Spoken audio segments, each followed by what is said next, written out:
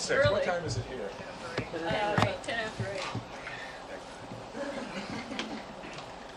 We have something special for you that I want to give you. Just a few announcements.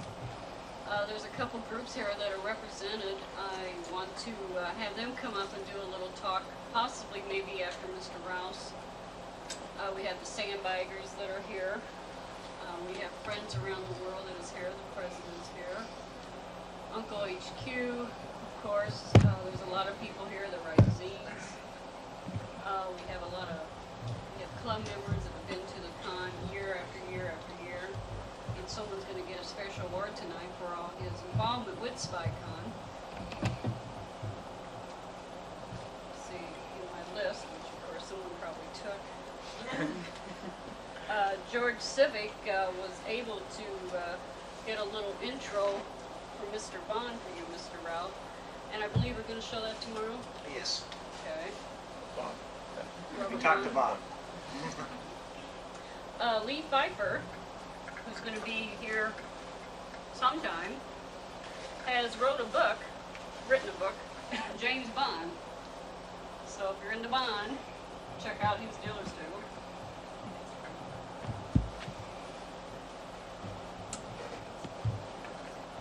Who won the Uncle tribute? We had a tie. We'll have a runoff tomorrow. Okay. Robbie, would you like to come up with your... Does anybody have anything to say before we get started?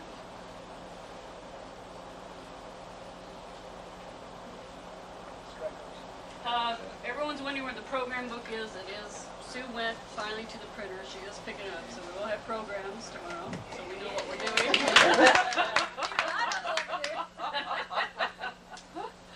Our big charity auction is tomorrow. There's a lot of panels going on tomorrow. Mr. Rolfe will have a very nice talk, believe it or not. Yeah. Like again, What you said. WGN radio station saw a blurb about us in the tribute paper. So at 11 o'clock live on air, they're going to have Mr. Rolfe talk. They're going to have some Uncle trivia questions. I might have Heitman around. He wants to talk a little bit to the club, so it's nice. Larry Charette has the new Uncle tapes out, and check those out. Friends Around the World has a raffle going on. She has a lot of interesting things. She's a dedicated person. She works hard to get all these items, so check those out. I don't know if you're into country music, basically that's what you do. She goes around trying to see Tom Wolpat. You can talk more about that. That sounds like a lifetime chase. Yeah. Okay, you want to come around this way, Roberta? Roberta Lerner has just started something new. In case anyone has seen these, you can now get an interesting Uncle ID card with your name on it from her. And I told her, I said, could you do something nice for Mr. Rolfe? And she did. So, Robbie? Mr. Rolfe. Oh, you. So this is for you. Oh, that's lovely. Thank you. Thank you. To show at this stage, that this is really fun. Thanks a million. Oh, yeah. It's very good too. Yeah, like an Emmy, right? And John, for all your I'll dedication use and it. everything you've done for us, allowing us to get wonderful guest stars, this is Where can I for put you. this? Hey.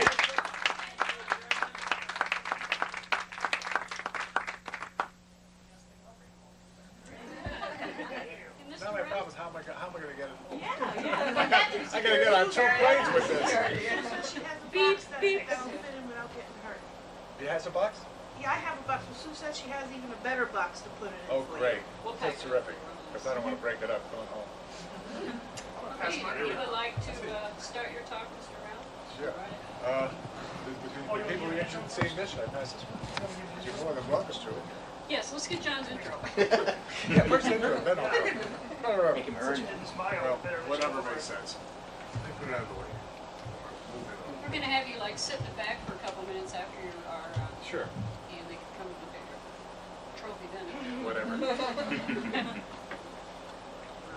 Yes. Okay. Start. I want to just talk about some of the times I've met Mr. Rolfe before. This is actually the fourth time I've seen him. I don't know if he remembers that, but I first met him back in 1983, traveling on vacation in California, and decided I would see if I could find any people connected with the Man From U.N.C.L.E. in the phone book. And I found his name in the phone book, called his house, and his wife was good enough to give me his office number. So I called him up out of clear blue sky and told him I was a fan of the series and whether it would be possible to possibly meet him while I was in California. And he was kind enough to give up his lunch hour and have me come to his office, and we chatted about the Man From U.N.C.L.E. for about 45 minutes. The next time I ran into Sam Rolfe was in 1986 at a convention in California called ShadowCon. Both Sam Rolfe and Norman Feld appeared there and talked about the Man From U.N.C.L.E. And that was about the time I was working on the Man From U.N.C.L.E. book. So again, I asked Mr. Rolfe if he wanted to talk to me about the series, and he was kind enough to come to my hotel room and give me about an hour and a half interview and told me more about the origins of the Man From U.N.C.L.E. than I had ever heard before or since. And I can state with certainty that I could not have written the Man From U.N.C.L.E. book without his help. The third time I ran into him, I didn't expect to be running into him. I was in California in 1989 at the premiere of the James Bond movie License to Kill. It was a special charity function where, in addition to seeing the movie, you could meet Timothy Dalton, the cast of the movie, several cast members from past Bond movies, as well as Cubby Broccoli, the producer of the Bond movies, and John Glenn, the director, several people connected with production staff. So I was going to this function in my James Bond mode, my other passion in life, not expecting to see anyone connected with Uncle, and I walked in and there's Sam Rolfe. So this was quite a night for me to stand with Cubby Broccoli and the people that brought James Bond into the world on one side of me, and Sam Rolfe, the man that created the Man From U.N.C.L.E. on the other side. I felt like I was among the gods that night. So all my contacts with him have been very positive ones and very beneficial to me. He's prepared a little biography for us to pass on to you. If I would read off all the shows he's been connected with, we'd use up all the time available. So I'm just going to have to give you a few highlights. Clear back in the 1950s, he was nominated for an Academy Award for a Western he wrote called The Naked Spur, which starred Jimmy Stewart. If you've ever seen it, it's a very fine Western. As far as television, numerous series he's been involved with. Just a few would include Studio One, Perry Mason, Have Gun Will Travel for several years, I believe. Of course, The Man From U.N.C.L.E., The 11th Hour, Dundee and the Culhane, The Delphi Bureau, a very Uncle-like movie and series, if you've ever seen it. Manhunter, Del Vecchio, Matt Helm, Mike Hammer, Jake and the Fat Man, and in recent years, I believe you've written an episode of Star Trek: The Next Generation, Just as a well, Quantum Leap this year. and Quantum Leap, the last Gunfighter episode. The last thing I'll say before I introduce him is tell you a little story about a letter I got this last summer. Since I wrote the Man From U.N.C.L.E. book, probably every month I get a letter from someone who wrote to St. Martin's Press to me, and usually the letters are passed on to me, and they say something like, "I've loved Man From U.N.C.L.E. all my life. I thought I was the only fan left, and it changed my life." How many of you have thought that or heard that? Everybody here, I think. This letter I got last summer went a little even farther than that. This particular fan from Wisconsin wrote in his letter that when he was quite young, his father passed away. And he had no male authority figure, no father figure in his life for several years, until this television series came along called The Man From U.N.C.L.E. And this series offered him two positive male role models, two people fighting for justice, freedom, and the good fight. And he adopted those two characters in his mind as his role model, as a substitute for his father. And I thought that was quite touching, that we can all say the series has changed our lives, but that particular fan, this series had a very great effect on his life. So, for that reason, it gives me a lot of pleasure to introduce the man that changed all our lives, Sam Rolfe.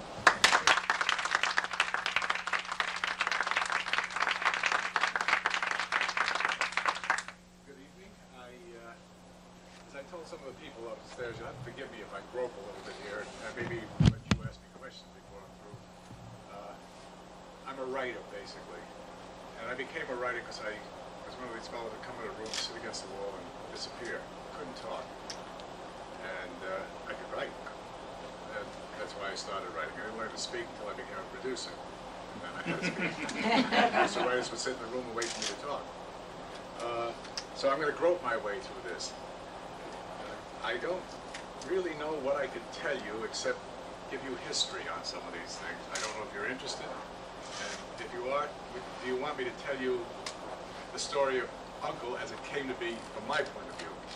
Yes. I figured that might be all right. Silly question. Then you can have all the questions. Uncle sort of snuck into my life in a funny way. I was really fairly young at the time, I guess. I had already written for radio. I had been in the movie business. I was the last contract writer. There was a period there when the golden age of the studios, where they had contract writers locked in who did the features and fixed things. And I was the last contract writer that Warner Brothers ever had. After that, they were sort of phasing them out. And I was writing features. I had done a little television, spotted here and there, just to pick up money. I remember when my wife was pregnant and I was under contract with Warner, and we needed some money to buy a house, and I was coming home at night, and I was writing The Lone Ranger and Court of Last Resort and West Point Story, and I'd knock out a television story at night, hold a script and sell it quickly so we could have some money to buy the house, scraping together. But that was my early experience in television, and some other television series I had written for. And then I created a series with a friend called Afghan Will Travel, which was very, very, very successful. Did another series. And then Norman Felton was handled by the same agency I was. My agency was going to move me in a certain direction. So they put me in with Norman on a series at that time called The 11th Hour. Which, as I said, is probably the series that I think is, for me, the one I'm most proud of in terms of quality. It's a quality series that you don't see anyplace and never will. Probably it's buried somewhere in the vaults. But it was great. I was doing The 11th Hour, and Norman Felton, who has the president of Arena Productions. I don't know, have you seen pictures of Norman? Do you know Norman? He's a long drink of water. He's a very kind of English fellow. I mean, he was born in England or something, and he looks like what an Englishman should look like. He has a kind of a distinguished patriarch, is that the word I'm looking for? Look. And he has a very sly sense of humor. Very wry, very slow, and very sharp. Was my executive producer. It was Arena Productions. I was producing it. One day, Norman sidled into my office, and I had this nice large office. And he had a way of sort of dropping in casually as if something was not on his mind. He was just sort of passing by and saying, well, usually something was on his mind. And it sort of slid into the conversation. And he slid into this story. As I say, the story of the Man from U.N.C.L.E. is like the elephant in the fall blind man. I'm sure everybody's got a different version of how it all happened. But I remember very clearly how it all came about from where I sat. Norman sat down and said, I've got the damnedest thing that's happened. What to do? It's really terrible. Something has happened. You know, it's incredible. I can't believe it. And proceeded to tell me the following story. He said he had been in touch with Ian Fleming about doing a television series. And they were going to do a Bondish kind of television series. He had gone to England, they had agreed on something, and they were having lunch, talking about it, with a fellow from NBC. Either happened to drop in, or they had let him know when he was supposed to drop by, or was sitting there while they were talking. And NBC executive got very excited at the thought of doing a Bondish kind of, this is when James Bond was just fairly fresh and was hot as hell. James Bond, this type series, Ian Fleming creating, writing, backing it, Norman Felton producing it, and it was just a concept that was irresistible. And he more or less said, who's your character? More or less. And Norman, now at this time they had nothing. They had just said, well, let's do something. Norman, as he told it to me, said, well, I reached out and picked a rather rich name to throw. I said, well, his first name is Napoleon. Because that was as weird and lush as he could get at that flash moment. The NBC fellow more or less said, well, that sounds very interesting. What's his last name? And Norman sort of said, Ian, you know. Ian threw out, his name is Solo, Napoleon Solo. Now, Solo was the name of a villain in one of his earlier books. It was a small character who was a kind of a slimy little nothing who just was in and out, didn't matter. So suddenly Napoleon Solo had a name. And the NBC guy sort of pressed him, and Norman, I know, played it, I'm sure, very coolly, and said, well, you know, we have some things we want to work out before we just lay it in your lap. And the NBC guy went away, excited and ready to do something with this. Quickly called his bosses, evidently, and got him all fired up about this thing that was coming. And Norman made a deal with Ian Fleming to create the series. Norman came back to the States. Now, this is the story Norman is telling me. I have to keep repeating this because I wasn't there. This is what Norman is telling me as he sits in my office, sort of, oh, if I got a problem. NBC had the sheer excitement of getting Ian Fleming, James Bond type thing, Norman Felton on the air, gave Norman a firm commitment to 26 episodes, which is unheard of even then. Without a pilot, without knowing what the series is going to be about, playing off names. And I'm sure Norman played it brilliantly. He had a way of sort of sitting back and looking very wise, and he also sort of felt he knew something that you didn't know, whether he knew it or not. Anyway, Norman now was trying to get something out of Ian Fleming, and nothing was forthcoming. Nothing would come when I call him, send him letters. To sort of stir the pot, Norman sat down and knocked off 5 pages, which he showed me subsequently. And what Norman really had there, and I've got the pages, was a fellow named Napoleon Solo who lived in New York. He had been, I think, an ex-naval officer, as I remember, and then he went through all the various things that this fellow would do, you know, as a hero might do in terms of women, in terms of his social life, in terms of interest. Would go down to Washington, D.C. and disappear somewhere near the White House and get involved and then go off on an adventure or some sort. It was really kind of an American CIA man who probably worked for the White House is what he really kind of had sent him. But still nothing was coming back from Ian Fleming. So far all the writing had been done by Norman. So Norman went over and had a talk with Ian Fleming, and what he discovered, as Norman told it to me, was that Ian Fleming was afraid to go forward with this because he had sold James Bond to Cubby Broccoli and Harry Saltzman. And Harry Saltzman, he said, was a thug. He came out of a gang, said he's going to kill him if he ever came out and did something that was going to take away from the Bond series of pictures which they had coming out. So he really couldn't get into this because he wanted to live. It's a ridiculous idea, I think, even to me at the time, you can get a series, do it. And Norman says, I'm sitting there. He says, I got an order for 26 episodes from NBC, and I can't get the son of a bitch to come up with anything. Now, Norman, when he drops that in front of me, I know now, that time I was sort of, not that sort, it was sort of saying, Sam, write, do something, come up here, because I can't get something out of this guy. And of course, you know, it was like dragging raw meat in front of a hungry tiger then. So, because for one thing, about 2 years before Norman threw this into the table, before I even knew Bond, I had wanted to do a series which I called The Dragons in St. George. And the hero I had in mind worked for the United Nations, because I was tired of the Cold War. I was tired of everything is going to be us Reds versus the good guys, us. And I wanted to do something where you sort of say, everybody's against evil, so let's throw them together and we'll make a sort of United Nations Secret Service and we'll go with it. So I said, I have an idea that maybe you can help in this area.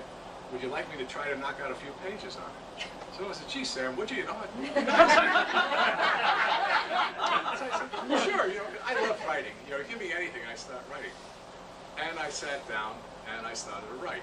And it just, like a cigarette, kept growing. I didn't want, you know, I didn't do The Dragons of St. George. I did, more or less, took Napoleon Solo. And I took the kind of guy that Norman had described there. And then I created Uncle. And then I created Ilya Kuryakin. And then I created Mr. Waverly, although I had somebody else first, and then we changed it to Waverly later, but that's another story. And I wrote, I created the U.N.C.L.E. headquarters, and I started to have fun with little gadgets in the U.N.C.L.E. headquarters and how it worked.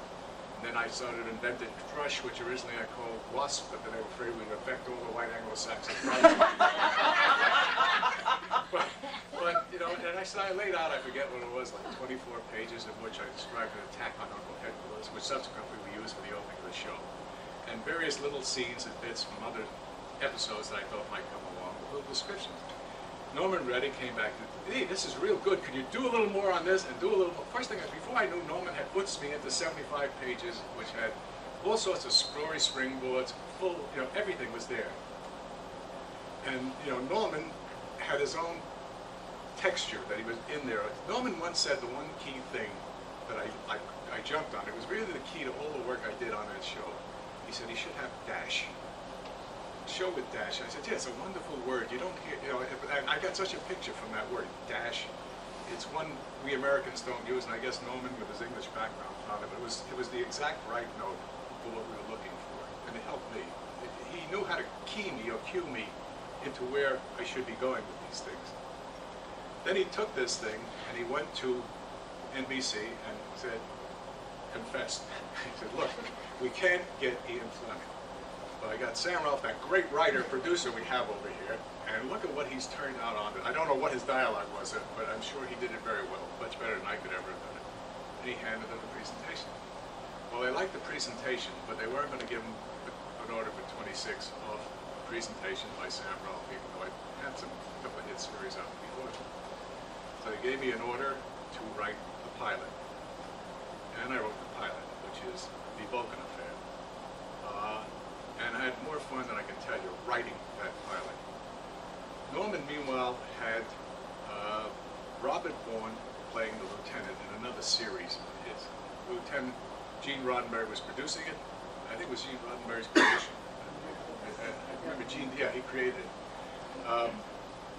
And Vaughn had that proper look for the hero when he got Vaughn. They went around looking for, then he dug up David McCullough, who I think had done the greatest story ever told at that time, with this long hair flashing around every time he turned that whip back and forth. It was so good.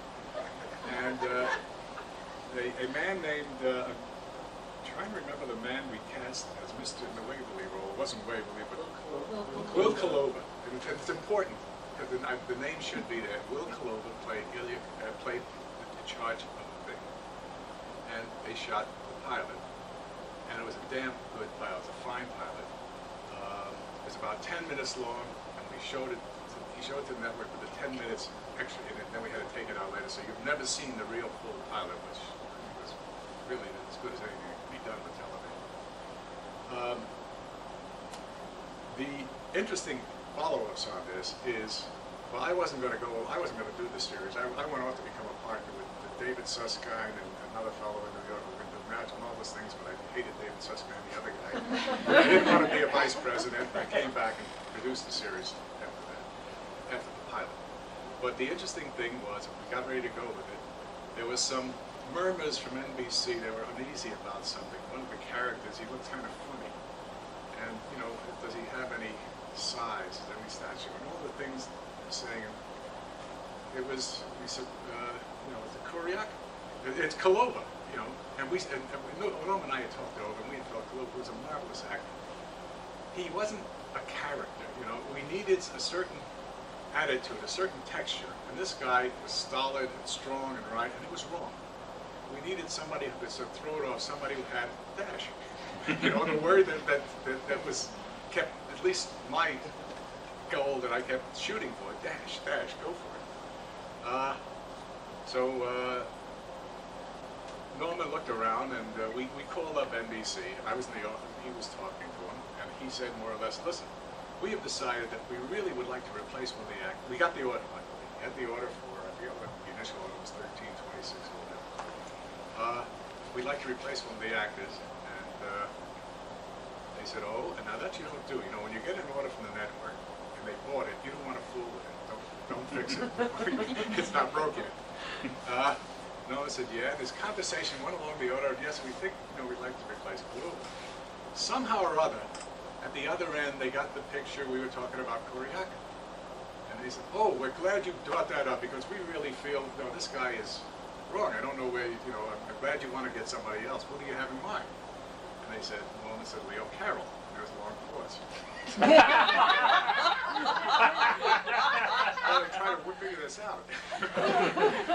I forget how they groped their way through it, but somehow or other they accepted Leo Carroll to play Koryaka. I think they were too embarrassed to sort of tell the fact, state the fact that they had got everything all screwed up.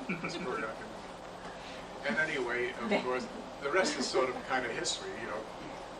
Koryaka took off, shot the moon. It just went wherever he became the thing. I have always felt and believed at that time, again, they were three of the most delightful guys to work with at the time. I don't know what time has done to them at this moment. I haven't talked to them in the last couple of years. I know what time has done to them. Leo was great. He was marvelous. I mean, he was so patient, and the guys were so patient and caring about him. Leo they once came over to me, Bob and David, and they said, listen, can we give Leo a karate chop? I said, what? Leo wants a karate chop. He never gets a karate chop. We get to chop everybody. He'd like to have a karate chop. I gave him a karate chop. He came up behind the door and chopped somebody as they ran by, and it was, everybody just loved it. But they were, I think this is the nicest bunch you've ever worked with. Norman was fun. I mean, he was great fun. He'd sit there and we looked at the days. He didn't say much, but he sort of knew how to key me. We could shorthand it. He'd say 3 words. I knew what he wanted right away. Or I'd say something. He knew what I was trying to do. He was a great help when you get into some of these situations. And he was terrific with the networks. I got to tell you, this is where you really need help when you're making it. I'd see him sometimes. I'd sit in the office with me. He'd get on the phone and he'd start talking to somebody over at the network. And he suddenly started to shout. And I mean, he was going to live it. And I get scared. I go, wow. Honestly, calm down. Then he hang up and go, do it all right. And he played it very well. We got, I think, a lot of things that a lot of other people didn't because of that. This was really basically the start, the thrust of it all. I have somewhere along the line, and I don't know who did this. Someone put out my prospectus with Ian Fleming's name on it, and so periodically it turns up with Ian Fleming's creation. And I must say, that's one thing I kind of resent, because if Ian Fleming did anything, it did nothing here. It was nothing. Norman did the 5 pages that started us off. I took it from there. But the legend that Ian Fleming has been involved has been a good commercial kick to this in the past. But he was afraid of heroin, I guess. That's really how we started. I did the show for a little over a year, just left them with a few scripts, and then I went on to other things. But that was my pattern. I've always liked to sort of create a series, write the pilot, stay with it while you build it, because you really don't know what you have when you start a series. Every step along the line when you're making a series is designed to do something that may or may not have anything with having a successful series down the line. What I mean by that is, you may go in and pitch something to a network that you think will get their attention and make them buy. It may not be what you're going to write. But once they say go, then you write. Now once you've committed, you start to write something that may not be what you could shoot. But it's something to sell the people who will say go shoot. Then when they say go shoot, you start working on something that they will look at the picture and say, hey, we want to put that series on the air. Then you get it on the air, now you got to start selling it to the audience. When we came on with U.N.C.L.E., we had no idea that McCullen would shoot the movie. He had this little part in the pilot. We established him and he went off someplace and he really didn't have much to do. But the demand for him grew, and then we started to mold the series with more of him involved. You build the series as you work. You find your strengths, you find your weaknesses, and you sort of play to your strengths and eliminate your weaknesses. And you go, so I like that first year of building it. Once you've got it in place, and once you've won, and Man From U.N.C.L.E. did not start out to be a smash. The ratings early on were not that good. And I remember we once had a conversation with the head of NBC on the West Coast, bless his heart. He was Mary Tyler Moore's husband. What's his name? Grant You got it. Grant Tinker, and we went. And Grant, after going around on how we do with this, said, "You know what? It's a good show. Keep doing it. Let's see what happens." And we did. And all of a sudden, it went off like that. Just, I think, around Thanksgiving or Christmas, it just sort of started to take off. People caught it. But we stayed with it. We built it, and the show works. There you go. I mean, I don't know what to tell you. It was great fun. I don't like what people did with the show later on, long after I'd left. I think they got silly with it. The show, for me, always had to have one foot in a kind of reality. Not real reality, but kind of reality.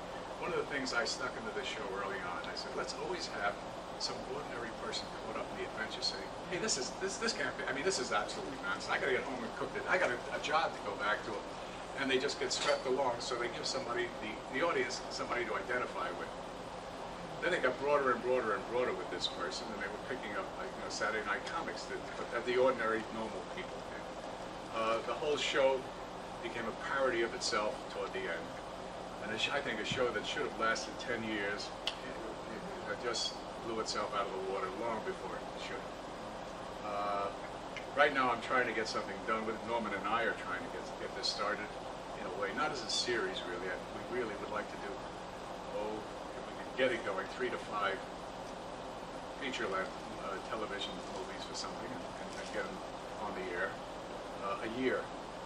I have some thoughts of how I want to do that, what kind of cast I want to go with, but I won't go into that right now. The problem in actually moving it, as many of you know, is that Arena Productions and Metro, Goldwyn Mayer, really owned U.N.C.L.E. jointly. Arena Productions is Norman, and Norman would want very much to do something with it. Unfortunately, Metro has gone from that marvelous jewel in the sky, which I remember so well, to nothing but a name today. It's been bought and sold by several people, one of them being Ted Turner. Ted Turner sold the studio but kept the library. So he kept the rights to Man From U.N.C.L.E. He's not interested in doing anything with it right now. And you can't really get anyone else to make a deal because, well, I shouldn't say you can't. Let's say it's very difficult because Ted Turner is interested in getting product for his cable series networks. And so what he wants is the end product somewhere down the line to be distributed on his cable network, and that makes it hard to get people to put up money because they want to make money off it as it keeps running too. It's tricky, but I leave that to the businessmen. I've been talking to several people, and there are things I'm exploring. It might happen. We'll see. There you go. Does anybody have any questions? I'm very good at questions, I think. I'm very critical, but I think we're done. We're good. Okay. A couple quick questions, and then we're going to let him sit in the back. You can talk to him, look at his trophy. Okay. I don't know if anybody wants any autographs. I have a couple other people who want to come up and say a few words. Okay. Why don't I just get out of the way then? Okay.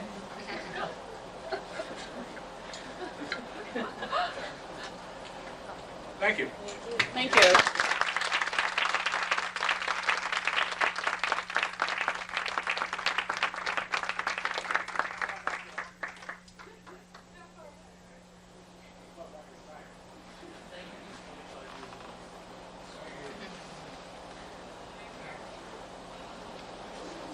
Say that, first of all, we're very honored to have Sam Rolfe here. It's a lot of memories that he's responsible for giving us, and I think I speak for everybody when I say we're very honored to have him here with us.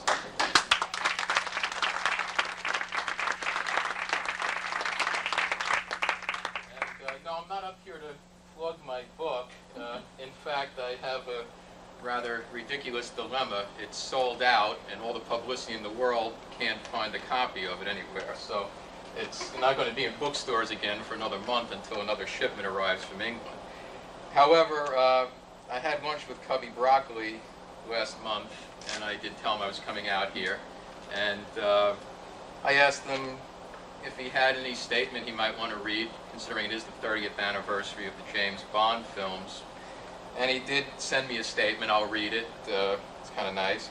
It says, "To all the attendees of Spycon, as James Bond enters his 30th year as a screen hero, I must admit that even I did not foresee the extent and longevity of his popularity. As I wrote in the introduction of The Incredible World of 007, we felt Dr. No had good potential, but our distributor feared that American audiences would be reluctant to accept this decidedly British anti-hero. Dr. No was given a rather unglamorous premiere in drive-in theaters," which was true. "However, once the film established its enormous popularity, Mr. Bond would henceforth be treated with the utmost respect. Everyone has their favorite James Bond film, but when asked which one is my own favorite, I can truthfully say it's always the one that we are preparing next. There are so many people responsible for the success of this series that it would be impossible to thank them all. Certainly the 4 talented actors who have portrayed Bond deserve enormous credit, as do the many members of the behind-the-scenes team, many of which have served in our stock company for a good number of years. We've all had the satisfaction of seeing Ian Fleming's wonderful creation become an influential force in popular culture over the last 3 decades. This could not have happened without the support of the audience and the legions of Bond fans that have maintained their enthusiasm for the series. What is truly amazing is the extent of Bond's appeal. His popularity knows no geographical boundaries, and I've received letters from fans in places so remote or exotic that even 007 has yet to travel there. All of us at Eon Productions thank the millions of people who have made the series such a phenomenon, especially those truly devoted fans whose interest in James Bond is greater than ever. There have been some legal matters that have delayed production of the next film, and we are hopeful these will be resolved soon. As producer of the series over the last 30 years, I intend to keep a tradition going strong. That is the final notation at the end of each 007 film that promises James Bond will return." And signed Cubby Broccoli. So he sends his regards. Alluding to what Sam said, it is a very great shame what has occurred to MGM. And to those of you who don't know it, a lot of people think that Broccoli just got tired of making James Bond movies, or the series wore itself out. In fact, License to Kill was not a blockbuster in the United States, but that was primarily because the studio was really on the verge almost of bankruptcy at that time. They withdrew most of the money for the ad campaign. They put in a terrible advertising poster, cut back on most of the funds, and opened it against Batman, Indiana Jones, and any number of films. It was an enormous success in every other international market, and proved there's a big audience for Timothy Dalton. Broccoli is suing MGM. The court case comes up this month. The basis of it, ironically, ties into Ted Turner's library. Turner didn't do anything wrong. Turner was offered the rights to the James Bond films when the studio was taken over by a gentleman named Peretti. Mr. Peretti came out of nowhere, seized control of MGM, and is now in an Italian jail. So this suit is coming to a head this week, I believe, and hopefully the TV rights issue will be settled, and we will get on to seeing another James Bond movie. So I'll be around, and I can answer more specific questions over the weekend. But thank you all, and hope to see you later. Oh, by the way, Broccoli did give permission to show 2 James Bond specials that are quite rare. One is The Incredible World of James Bond. The other is Welcome to Japan, Mr. Bond. They'll both be shown tonight. No, one of them is being shown tonight after this, and the other at some point during the weekend. So, okay? Nice to see you all.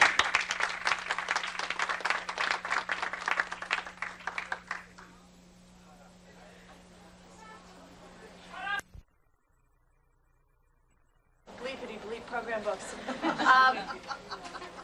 Because of that, I can honestly say this is the first con that I've actually been involved with at any level beyond just attending. And I think that Sue, Darlene, Sue Powell, everyone else involved deserve a big hand, because I've learned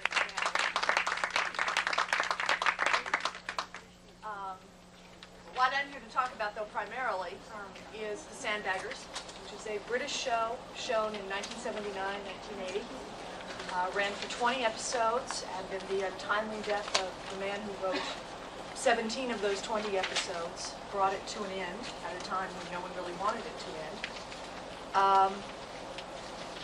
As a result, it rather ends on kind of an interesting note. Very dark, with some cynical bits of humor thrown in. Yes, even you can have one. Oh, really? Even though I've got most of it at my table?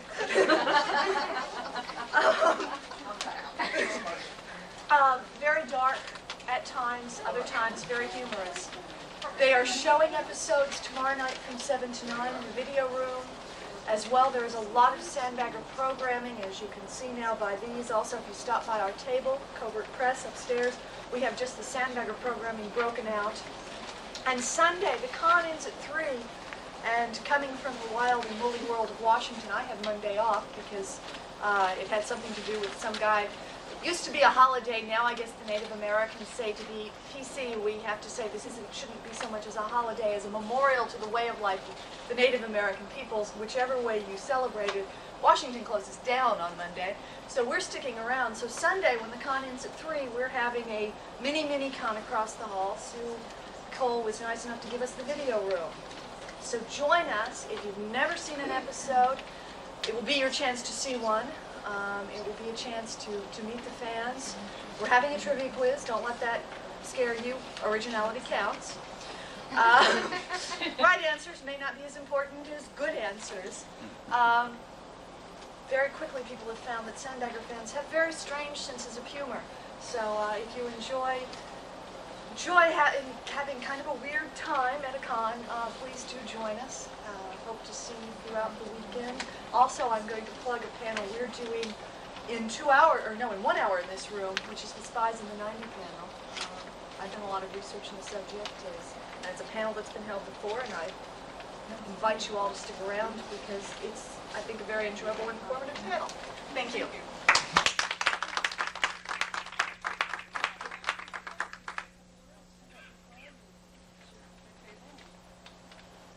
Originally, Friends Around the World was never meant to get off the ground. It was just, I had been running celebrity fan clubs for quite a number of years, and me and 2 of my friends who were very dissatisfied with one of the fan clubs I worked with, we were suddenly told, stop, that's it, no more fan club. And they said, what are we going to do? And I asked, what's something that we can do that would benefit all of us? And someone said, why not start a pen pal club? And I did, and happily we're celebrating 5 years. We are going very, very long and strong across the country. Many schools, many organizations are starting to write to us, and they want to know more about what we do. Many people have asked me, why do you get involved in pen pals if you're grown up? It's not just for small kids, 8 or 9 years old. It's for everybody. So come and visit my booth. We've got a lot of beautiful items from different celebrities for our charity raffle. If there's any questions, you can feel free to ask me. We do have forums upstairs.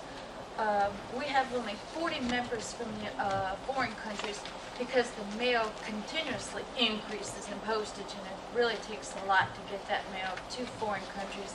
I do have some from Sarajevo, Yugoslavia. I haven't yet touched base with them, but periodically when you think you don't hear from them, they'll come and tell you, I'm a member of your club, why haven't I heard from you? So we really don't know about those foreign countries. It's just very difficult. Thank you. Thank you.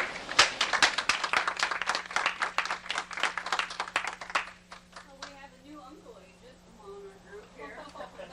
Let's see, how old is he now? 6 weeks. 6 weeks. There. Cindy Walker, Sprite Zines.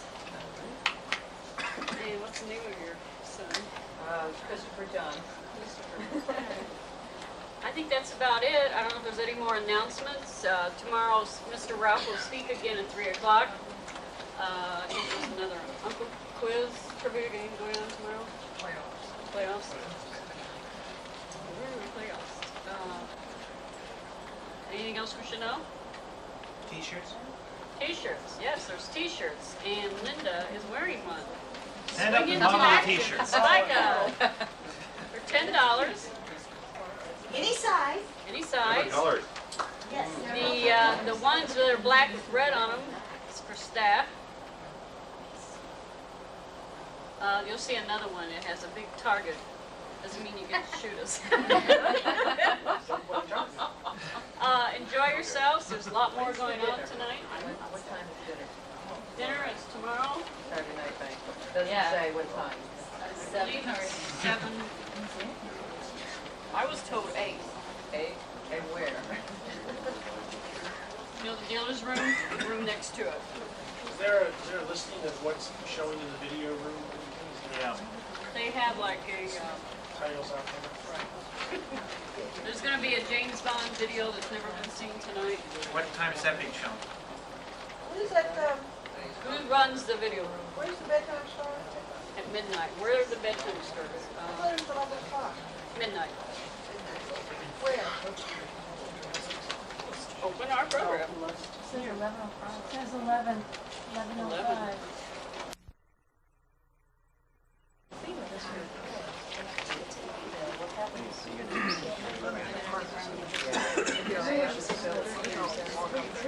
Yeah.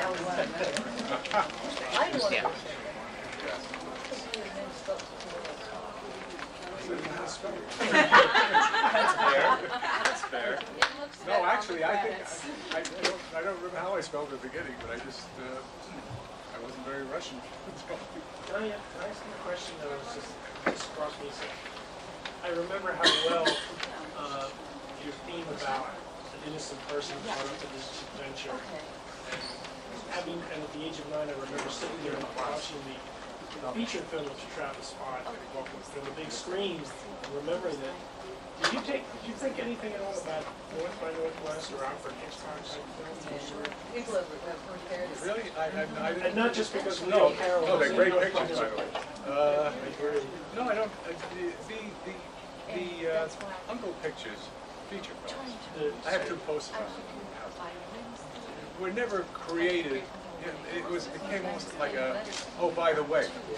Nobody said, if I were writing a feature film, really writing a feature film, I'd bring the number, it would have been much bigger than what we were doing. What we were doing was shooting an episode of Uncle, and then I would take it and I would create something, maybe a subplot. We'd shoot the subplot and sort of insert it, open the picture, stick it in, and keep it moving. And I had to work with the limitation of the characters I had, the sets I had, and where I was. And that's how those things grew. Wasn't there kind of an idea that, well, if the series doesn't go, we have a feature film for overseas or something? No, well, that's what they figured it would have. So they didn't figure on the basis of the series doesn't go. It was always, normal. Everybody saying, this is so popular, we can put this in the theaters overseas. That was the idea. They put it in the theaters over there, and somebody said, let's put it in the theaters here too, why not? But the chronology of it is that you shot the Vulcan Affair, the pilot, 70 minutes long, 10 minutes was axed, and at what point did you decide that The Trappist Spy was going to be a feature film? I don't remember, honestly. I just know that these things were shot as episodes, and then somebody said, let's take this one. I can't remember exactly what my thinking or anybody's thinking was. Norman was generally the one, I was not the one who ever said, let's do this as a feature film, except for the pilot, which was really so good, and that we felt that we could get another 20 minutes of something, and I created a whole something. Because Trappist Spy was just one of those things where we said, somebody at that time says, hey, let's get another one of these out, and that was what was there. And so I usually did the extra writing of a new situation that we'd slip it and expand it. Let Sam fix it. It was so easy for me, really. But you used the Will Kaluga character in The Trappist Spy. We probably used any film we had at that point. Just to make it, Listen, you have to understand something about this. Some of this stuff was actually brilliant and inadvertently brilliant. Everybody's always, I don't know if anybody's ever told you this, how some things happen. You know that wonderful flashing pattern that we're going over there, we're going over here, we're moving here, gave you that sense of movement instead of dissolving as they did during that period. How did this all come to be? Who came up with that great idea to do that? You know what happened? somebody said, you know, it costs $120 to make a dissolve, and we got 40 dissolves in each episode, and then I forget the exact amount. And it comes out to $4,000 or $5,000. Is there any way to save us money? Norman said, let's get a piece of film and stick it in. So you just get a flash that way, and you get the piece of film, splice it in, and we just had to splice in those pieces of film. It was done to save money. Everybody, and of course, critics being what they are, said, hey, what an innovative, thoughtful way these people. I was in London, I was reading some papers. Man From U.N.C.L.E was very big in London. And I read one column once interpreting what I was really saying when I Man From U.N.C.L.E. I sat there, I don't know how many of you saw Cat Below. You remember that? Yeah. Where they talked to, what's the name, the gunfighter, and they're saying, we're going to do his plan. He's saying, my plan? My plan? You know? Every time I said, that's what Sam Rolfe had in mind. Sam, well, I had that in mind? That's what I was thinking. That was, I mean, they instilled things into the film that none of us had. It was an escapist, fun thing we were doing. Nothing more. And it took off. We gave people a lot of fun and joy, and I'm very pleased with it. Always have been. Was it Norman's idea to decide on who Jerry Goldsmith to compose the? Yeah, Norman picked the composer. Norman picked the cast. But it was like Bob Warren was a given. Coming off a lieutenant, Norman had Bob Warren in his head all the way, I think. And the others were fines. The music was almost like a separate character. It got so popular. I mean, you couldn't separate music from the. That's good music. That's good scoring. I don't like, you know, well, score. I shouldn't say that. I'm hearing scoring these days now that I started. For a while, I didn't like scoring because to me it became noise. Very just jaggled noise. But now there's some scoring that's coming in. It's musical and proper in my style. But we're getting off the subject. I'm sorry. You're the moderator. I don't even know what the subject is. Okay, the subject is supposed to be, okay, 30 years after the 60s, here we are. If Uncle were real, what would it be like now? What would the characters be like? All right. I will tell you what I would do with the series if they let me go with it. Now here's my plan. There's that great cartoon that you know. You have to follow Sam. He has the Hanging plan. on the wall. Here's my plan. All right. Will you hear my plan? Okay. It goes like this. Leo Carroll, of course, is gone, and you know the charm. That's out. You go to the left. We have David McCollum is around. Bob Vaughan's around, and Stephanie Powell. If you want to think about it, is around. And I've told this to several people now. I'll repeat the thing for everyone. A lot of the people who created some of your favorite old series, you know, we were all friends through this period. Gene Roddenberry and I were great friends. We go back to the beginning together. I hired him to do some Man From U.N.C.L.E. for me. He called me last year, 2 years ago. Come on, I work for you, do Star Trek. But the point was, we were sitting around when both shows were off the air talking about how we might get it together one day. And I said to him something which is true. I said, it's easy for you. If you want to take your characters 60 years old now, let's not kid ourselves, time has passed. You're going to put them in these flashy uniforms, stick them behind a panel with the screens behind them, have them push buttons. It's great, you know, they're going to be able to push buttons. I said, if I'm going to do Man From U.N.C.L.E, I'm going to have 60-year-old men running around, jumping over fences. I said, it's absurd, you know. It's going to look clumsy, it's going to look pathetic, and it's wrong. It's not what we should do. What I would do today is I would take one of these people I mentioned, probably Bob, and I would make him Mr. Waverly Effect. Solo is now the head of the organization, except he's going to be a little more active than Mr. Waverly, because he's still, Leo Carroll, when we got him, was already old and couldn't move too well. Bob could move today somewhat, but I would not get it. And I'd create a whole new cast under young people, kind of exciting. I tell you one character I would come up with is the son of David McCollum. Ilya Kuryakin's sons. I find myself a young kid who has some of that kind of thing that he caught, and I get him. No, today you can find them. It is tough, but they're out there. You look for them, and you know, another international group. That you have to understand one thing about Uncle. That I don't know if I said this already tonight or not. It was ahead of its time. It was a Today Show then. It was not Cold War. It was not, as I said earlier, Reds versus us. It was international people against evil. And the thing you can do with it today, and the reason I got sore at Ted Turner, he doesn't know what he is, he doesn't talk to me about it, is he came out with a series about people who would fight the environmentalists, you know, the bad people, and they were trying to maintain the environment, his group. You could do that with Uncle. You don't have to create a new group. You could go against everything with Uncle. You can go into that sort of destruction. You can go against terrorists. You can go against bad guys. All the things we went against in the past, plus the environmental concerns you have today, plus the things that bother you today. And as a matter of fact, I really have written an Uncle.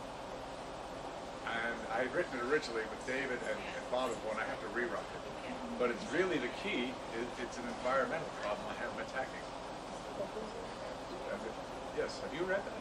Yeah, the script's been around, Bill. Jesus. Keep it under your hat, because I want him to think that I have to write one. Well, I would. I really would have to write that and write it in a different way with a different kind of cast.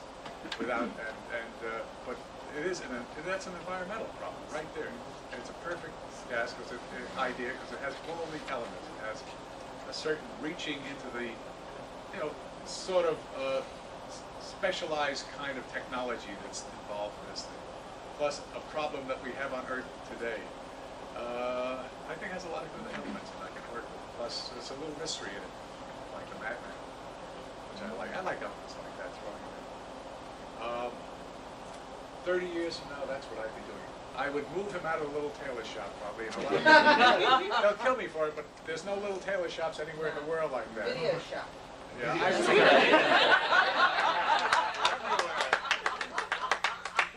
coming in erect. Yeah, you know the X-rated part that's They're gonna go to the back. Well, if you've all read the Malthusian affair, you know I wanted to move him into a non-existing floor on a high-rise, which is a different way to do it, and an office that's the elevator that gets you there. I would probably, another thing they will be doing is, as I say, a more international flavor. It would not be all the United States. I would even love to shoot it abroad. I'd love to, one of the groups that have been talking to me about, they say English money. Now, don't take anything I say as a deal or anything's going to happen, because there's an awful lot of talk in this game, not just on Uncle, but everything. Everything is talk. As a matter of fact, everybody wants to make deals, and nobody wants to make movies. That's the problem we have out there. But if it ever could be done, my druthers would be to try to go to Europe and shoot there if I could. If not there, probably Canada. But in Europe, I would try to shoot 2 or 3 shows in one country and a couple in another. As I said to somebody earlier, I just came back from Moscow and Warsaw and Prague and Paris. I know that I could probably get into Moscow and shoot tomorrow. I mean, they will do anything to get money. And I think I could shoot a couple of, and it's a wonderfully new, exotic, and different kind of background, real background to play with. I go crazy, I'm sure, trying to do it, but it'd be fun to try. Well, there's some wonderful chaos right now going on in what used to be the Soviet Union. But I sit there and look at that is fodder for Uncle. All these people with their missile codes and the people who don't have them and don't know how to operate them but refuse to give them back. They don't even know where a lot of their equipment is. They don't know where the equipment is, exactly. There is a hell of a lot of fodder for great Uncle stories. It's a science fiction, fiction aside, it's scary. Yeah. I was over there, and I wouldn't be surprised if there's another coup. Not because everybody's evil or anything, but because there's no direction to what's happening over there. They're lost. They're not communist. They're not capitalist. They're sort of falling in the abyss. And I think they're all waiting for somebody strong to come in and say, "Hey, this is the way to go for us." I would. Does the thrush still exist 30 years later? Yeah, but again, let me get into the thrush a little bit. I felt, and I'm wrong. By the way, I have to tell you, everything I say. That is how can I say this? All my theories are just that, theories. I'll say things that really I should always keep saying, I think. I don't know, I think this is the truth. I created thrush not wanting it to be every week the enemy. The point is, we drove to the beach. I drove to the beach, I had this car. And I parked it, and we didn't say anything, Hal and I, all the way to the beach. And we stopped. Finally, he said to me, I'll play with it as it's running. I said, I think we just sold a movie at Metro Goldwyn Mayer. He said, I said, how much did we sell it for? He You said, should they cross said here something right like there. $22,500. I remember it was a long pause. I said, there isn't that much money in the world. I mean, that was the thrill. Then I had to call my family and tell them that we had sold this, which was even funnier. Because I called and I said, I got to be careful how I tell them this because my father's going to have a heart attack. This whole idea of his son is suddenly at Metro Goldwyn Mayer. He's a screenwriter.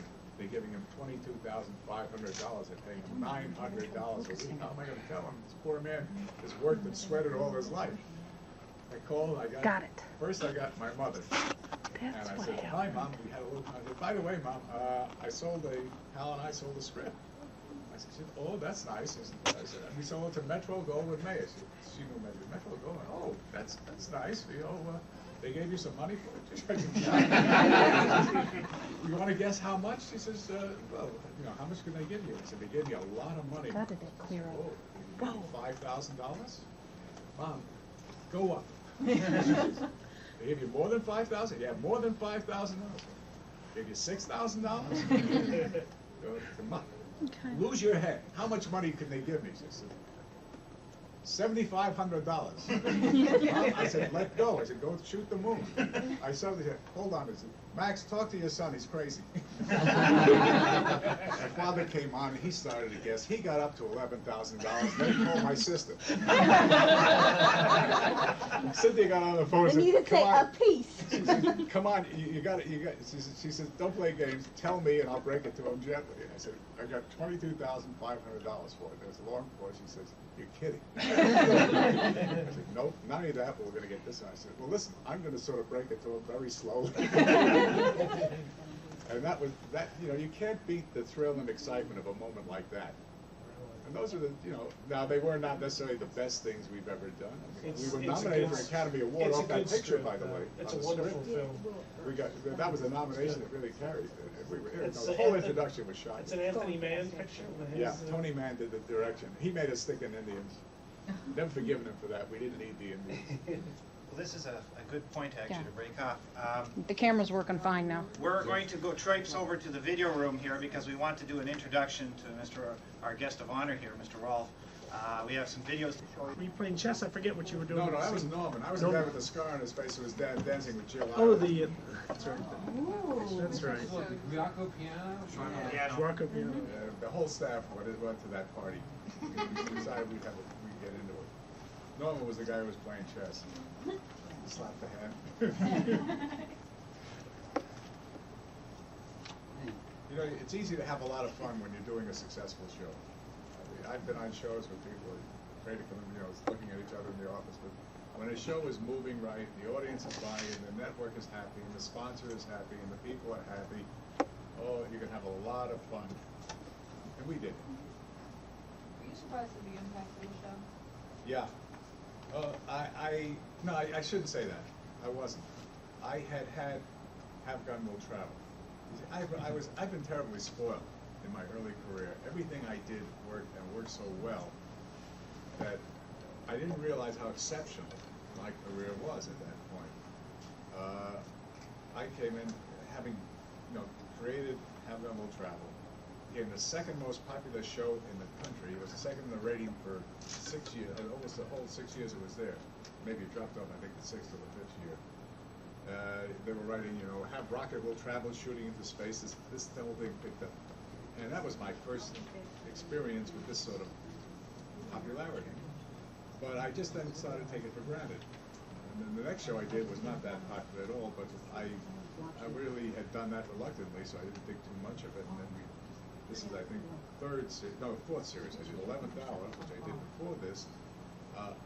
While it wasn't that popular, it was something that got great critical acclaim, more so than any other show I'd ever done. It really deserved it.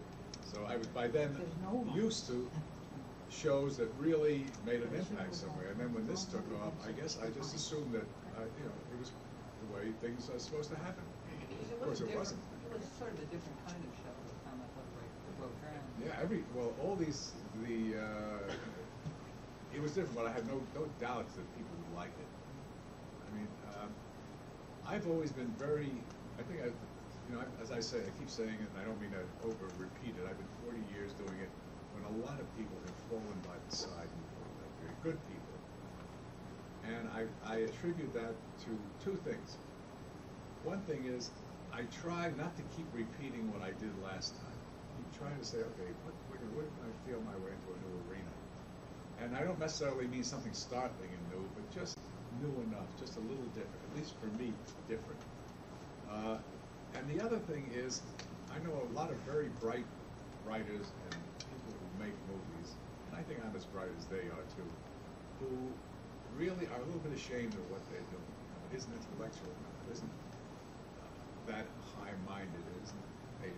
I understand the level of what we're doing here, and I think it's fun. And it's always been kind of fun to me. I've never lost my feeling of fun about it all.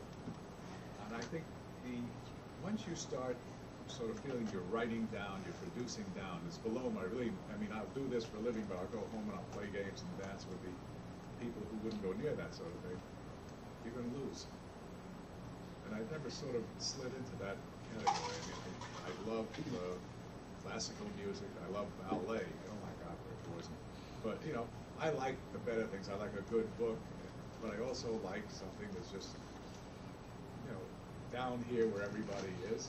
I love a good yarn, wherever I get it, whatever level. Those are the two things I think that kept me going. I'm slowing down now. What's happened to me now, and this is another thing that can happen to some, it doesn't happen to every writer, it happens to me. When I started, everything I wrote was new.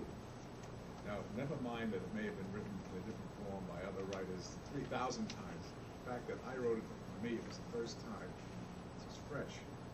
I've been doing this 40 years, and I said, you know, I don't know how many hundreds now stories I've been involved in, pushing up close to 1,000, I guess, maybe by now. It's hard to tell. I should sit down someday and try to count everything. And after all, at this point, it's sort of hard for me to find something that I can do, where I can't say, hey, I've done something like that, or a piece of that before. That is the tough part of writing for me today. There you go. Now, what are we supposed to be talking about this afternoon? Anything you wish. Well, let me tell you about my puppy. I have a little dog about that big, and he's as cute as what? They're really, you'll have to cue me on this, because I really don't know what to talk about. I mean, I think I've talked about a lot of things since I've been here. I've sort of been available and talked in several places now, and I'm afraid I'll be repeating myself. So you have to sort of point me somewhere. Well, just a quick question. I think you mentioned yesterday that you did an episode of Star Trek Next Generation. I might ask you which one it was. You think I know the title, you're wrong. Well, what was I'd like to find out the title. Well, I don't know what they did with it after I left. I called it The Weapon when I wrote it. It was about somebody they picked up who is, in effect they say, she is the weapon. And what happens is there's certain people that a certain tribe that had destroyed her tribe at one time, and they're taking her somewhere, they've been wiping out this tribe that had attacked. I can't even tell to you in any sensible way. I can't even points for the title. I'll give you anything if you tell me the name of it so I can catch it one day. I've never seen it. I don't know what they did in the end with it. I called it The Weapon when I turned it in. Then I know they made changes because it was a young woman I had. What? Vengeance Factor? Vengeance Factor. That's it. That's the one. Okay, that. Does anybody know the name of that John one? seems to think. I'd like to see it one day. The only way I'll ever see it is so I can remember Vengeance it. Factor. A The second season, I Second think. season, I agree with Yeah, that. it was. And it was Riker and this fell in love with the girl, and Yeah. they didn't know that she was the weapon, killing off all these cats. That's what Well, it they was kept all called, that. The Weapon. Good. I didn't know what they kept when Yeah. they were filming. That was the idea. She was the weapon. She called was She was genetically. killing off his whole That's right. family because she was genetically, Right. so that That's anything the she one. touched in that family would die. Right. was the last That was the one. one. You got it. Vendetta? Now I'm trying to. Now, if anybody knows the title of that, please tell me. I forget all There must be a names. Trekkie here somewhere. We are Trekkies. There isn't a Trekkie in the group. Next Generation episodes are very good. What? The Vengeance Factor. Yeah, I think The Vengeance Vendetta Factor. was what I was coming up That with. always has Vengeance a- Vengeance Factor. Factor. That's right. Thank you. Copy. Believe me, I really have always been trying to find. I never thought to call up and ask them what's the name of it. I got to try to catch that somewhere. Anyway. Well, we might eventually bring it out professionally. And probably have it out on pro tape. No, No, it's not first no, season. second They're not season. far That's into right. it They've yet. only gotten to about 20 episodes. Yeah, the first season. Anyway, Yeah. glad to hear it. I know I can get something out of this When session. you mentioned that, I thought, that rings a bell. It sounds awful familiar, and then I thought, well, this is a past episode. Yeah. I thought you were talking this season. No, it's last year. That's what they were. What happened was Gene was going to pull back, and they were thinking. Gene asked me to do this one because he thought I might come in and take over the show. And I did this one, and I could see that this is not the show for me. It's a good show, nothing wrong with it. The people he had developed in there were perfectly fine. As a matter of fact, the two fellows I dealt with who were in there, or two of the fellows I dealt with. See, at this point, there's a lot of young people, not so young anymore, who have moved up in the business, who I introduced. I gave their first start with, and two of them have to have been on this and moved over to take over Deep Star 9. Deep Space. Deep Space Nine. Deep Space Nine. What's it? Deep Space? Deep Space. Yeah. And they're the ones who called me to do it, DS 9. But I don't know whether I'll do that now either. We'll see. But, gee, I got something out of this. Is there, yo? You were the producer on the first season of U.N.C.L.E. as well Yeah. as the writer. How much did you involve yourself in story editing, story ideas, and rewrites? Very deeply into that. A show like this, the writers really didn't know how to you didn't know how to get that, what I keep calling the texture of it, which is not because they're incompetent or something, but only the one who has created it really knows what it is he's trying to do there. I would call in a lot of writers who I knew were good writers from previous experience with them, or they fed to me by the various stages. And either they would come in with an idea, the really good ones I would sit down and either give them an idea or sit in an office and talk with them for a while and we'd evolve a good idea. They would then go out and come back with a storyline for me, and then I worked with them on getting that storyline the way I wanted it to go. Then they go write it, and then they bring it back and I would say, this works, this doesn't, I like this, let's go with this. They would do the rewrite, and then either I would let them polish if they were close, or I'd finish it up myself, just clean it up. That's generally the routine. I had a story editor who worked with me, and if we got into a jam sometimes where it needed a lot of writing and a short notice and I couldn't get to it because I had to be cutting a picture or casting or whatever, he would do the rewrite to get it ready for the shoot. It was very little strain. Unlike today they seem to shoot as the scripts come in, they're rewriting as they're shooting, and everything. That's what makes it very expensive. It's crazy. In those days, we always had scripts well ahead. Scripts would be prepared, be ready to go, and the only time we have last-minute problems would be if we're ready to go out, we found out combat went out the day before and shot up our set. Oh, God, you know what we're going to do. What happened to you? Oh, did it. Combat had a nasty way. The way the studio operates, the way the studio thinks that then, with all it is, you go out and even though we were a Metro show, they charged us because this is how they make money, by bookkeeping away all the profits from everybody else. So they charge you for, say, we're going to go on to the little French country house, which is on lot 3. But you get to lot 3 by you're going out the back gate, go across the street into lot 3, and walk 100 yards over to the French village. You're in France. So they charge you for it. When you leave that set, you're supposed to put it back in the shape it was when you left it. Combat rarely did that. I mean, they'd finish and go away, and then they'd call and say, okay, well, we'll pay for the repair. But meanwhile, they'd left the set as it was, and if you're unprepared, you could step into a shot-up, torn up set or something. And it happened to us once in a while, and we beefed a bit. Then I started doing it to them. But it worked out. Other than that, we're usually right up there with our scripts. Anytime I run a show, anytime I've ever run a show, I've never permitted us to fall behind. I always get well ahead. And there's almost funny, almost semi-sad story on how that. In my very first producing effort, which was Have Gun Will Travel. Want to hear the story of Have Gun Will Travel? I mean, do you know Have Gun Will Travel? Yeah. It It was the first time I was ever into it. Now, I had created this, again, with this writer, as I said, in another studio the other day. And we just wrote the pilot and turned it in, and they shot the pilot. Then when they got ready to go into production, the producer, what was it? It'll come to me somewhere.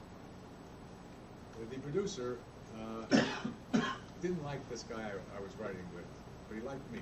This guy wrote this. We're not collaborators. We just collaborated on this one thing. Each of us would write in his own sense, and we were going to write some more. So I started writing some, and he started writing some. He wrote one and got into a fight with the producer. And, you're doing it all wrong, and wouldn't have any. I, being more good-natured, I just kept writing. I wrote about 5 or 6 of them. This is out of the first 13. They were, some of them I'm really pleased with. One of them just infuriates me because I pulled it off the air. Somebody pulled it off the air and sent it to me some years ago. And they had somebody else's name on it, the writer. This is what happens in syndication. They cut these things out, put them together wrong. And there's one I was particularly pleased with, so I was furious. But anyway, Julian Clayton called me up and said, Sam, come on in and be an associate producer. I need you. Now, I had been nothing but a writer till then. I said, I don't know anything about producing, Julian. I'm a writer. So I'll teach you how to be a producer. And in the middle of saying no, I said yes. I still to this moment don't know why, except that I was a great one for looking for adventures, and this sounded like an adventure. I'd never done it before. Let's go. So I checked in with him. And what he did, more or less, was keep me locked up in a room, give me scripts to rewrite when I wasn't writing an original one. And once in a while, he let me out and let me see dailies, or let me out and let me sit on the casting session, or go down to the set. But very rarely, mostly he kept me in that room giving me scripts to rewrite and fix. One day, now he and Boone were not getting along, because Julian was kind of a little martinet. He was about 5'1", but he knew what he wanted, and he was very bright, sharp as could be, and very tough. And I really respected him, because I liked that. He knew what he wanted to do, and he knew how to get it, and that was it. Boone, of course, was an actor. And like many actors, they don't have the kind of personality or discipline you really would like them to have all the time. Which is not to say he's a bad guy. He just wanted to do what he wanted to do. And he would go and do some things that he shouldn't do. And he and Julian used to have a lot of fights. Now, they had about, I guess, 13 shot. And one day, Julian let me come down to see the dailies with him. And the first shots came up on the screen, and Julian sat up straight and said, screamed, son of a bitch, I'm going to kill him. He said, what happened? What? I was looking at it. I didn't see anything wrong. He says, look at that jacket. And Richard Boone was wearing a leather jacket with a little fur collar around it. It looked all right to me. He said, where did he get that bomber jacket? I said, we all looked over. I sort of cringed, as you do, cringed down in the seat to get out of the line of fire. And he stopped the flow. Well, it seemed, of course, that the producer, you don't make costumes. The actor doesn't say, make me a costume. The producer has to okay these things and approve them. And he said, this is he's wearing a 20th century bomber jacket because he looks sharp and he's riding around the Old West. He stalked down to the set, stopped the shooting, and he and Boone proceeded to fight in the middle of everything. I came down to the set and I watched. It was a funny scene because Boone is 6'2" and he's looking down. And Julie is 5'1", and everybody stays far away. And then Julian stalked off the set, and Boone stalked into his dressing room, and then after a while, I guess the director got everybody out there and finished the picture. But meanwhile, Julian said, this is going to stop. He and Boone had this big blow up. Julian calls me to the office and says, okay, Sam, I'm getting out of here. I'm not going to let that guy do this to me. And I said, one of us is going to have to get off this show, and obviously it's not going to be him, so I'm going. I'm going to see that you're made to produce it. I said, okay, Julian, Boone didn't kill you, but I'm going to. Don't you want to be a producer? I said, I don't know how to be a producer. I said, you know what a producer does. He said, yeah, you lock him in a room, you give him scripts to rewrite. He said, no. And then he said, the one smartest thing anybody ever did was teach me how to be a producer. He said, look, when you look at something, do you know whether you like it or you don't like it? Which I thought was a kind of silly question. What do you mean? He said, when you see something, do you know whether you like it or don't like it? He said, of course I do. He said, if that's true, he says, you're ahead of a lot of people. Because most people really don't know if they like it or don't like it. If somebody walks by in a costume, say, do you like it? It's all right. I mean, do you really like it? You have to know what you like and what you don't. Be definite about it. I said, well, I generally know what I like and I know what I don't like. There's nothing vague about these things. He said, good. You're about 50% on way to being a good producer. He said, now, if you see something you don't like, you see a costume you don't like, if you see a line of dialogue you don't like, if you see somebody in the casting session that you don't care, like is not the word you mean, but it's not what you want. You want something else. In any of these areas, cutting, shooting, casting, anything at all, and you like it, you say, fine, I like that. If you don't like it, you say, I don't like that. He says, now all around us, there are experts who are being paid to do nothing but to keep fixing something until you say, I like that. You don't like that wardrobe? The wardrobe man is supposed to go out and get something else until you say, I like that. You don't like the cut, the cutter is supposed to find another piece of film and recut. You don't like that the actress, they say, get me another actress. This is their job. You know, the scene man, the set man, the lighting man, everything. They are experts. You don't have to be an expert. All you have to know is what you like and don't like. He says, in time, you will learn to say, I don't like that because you're going to start to understand what it is and what's wrong and what it is you're trying to do. He says, if you do it long enough, you're going to learn to say, I don't like it because do this instead, because you're going to know what to tell them to do. Now, if I would ever tell anybody how to be a producer, that's what I would tell them, just what he told me. It's the best. You can go to courses in college and anywhere else, universities for years, and nobody will ever lay it out better than that. You have to know what you like and don't like. You have to be able to say, I want it, I don't want it. If you can tell them how to do it, because you know how, it's even better. But anyway, I took that advice, and it worked very well for me. I went through a whole lot process of going from step 1 to step 2 to step 3. Until the end, I could sit down with anybody, take film, I could take a finished picture, take all the pieces that they have, and I can make it into a whole different picture today, because I know how to do it. At any rate, I started to talk about Boone somehow. There was a story I saw at the beginning of this thing where I was going to tell you about, the getting ahead with scripts. That was the point of it all. And when I was doing it, I got way ahead with scripts. With Half Gun Will Travel, there was no problem. I had, the best writers in town. I had Bruce Geller, I had Gene Roddenberry, I had, all these guys. They were writing for me. And I would get scripts, and before we would turn the camera at the beginning of the season in June, I usually had about 12 scripts ready to go on my desk, and another 12 in various stages of development, and another talking to writers about even the next book already. So we were way out in front. We couldn't get caught. Now Boone was being Boone, and again, I don't want to say he's bad. He would just do all kinds of strange little things. An actor would a stagehand would sort of cut a finger and goes, "Hey, stop the production. Are you okay, fella?" And playing Big Daddy to somebody. This is not professional. It's a job to be done. You do the job. You don't quit. You don't stop. You don't play games. You don't play these various roles you shouldn't be playing. And I forget what we had, 1 or 2 of these occasions, and I went down every time. I said, "Hey, Dick, cut it out. There's one producer on it. It's me. There's one actor star. It's you. Let's keep our goals." Boone liked me very much, and I liked him too. I mean, we had a lot of experiences on the road, which maybe we'll talk about later. But I forget what he did one day, but at that point, I had just had a call from the head at CBS. He said, "Sam, we have this idea for a television series, and we'd like you to come over and write the pilot." No, I had already written the pilot, pardon me. "We'd like you to go over and take this show and bring it in." And I said, "Well, this show, I hate to leave this show to go to that show." At that time, I was not yet jumping. He said, "Well, think about it, because we really can make you a hell of a deal if you'll come over and do the other." And then, boom, all this stuff. And I went down to the set. I said, "Dick, I stopped the shooting, took him to the dressing room, and said, okay, this is it. If you're going to tell me now that you're going to cut this crap out, you're going to get out there, you're going to do your job, you're going to let me do mine, or I'm going to get you another producer. Because I don't need this."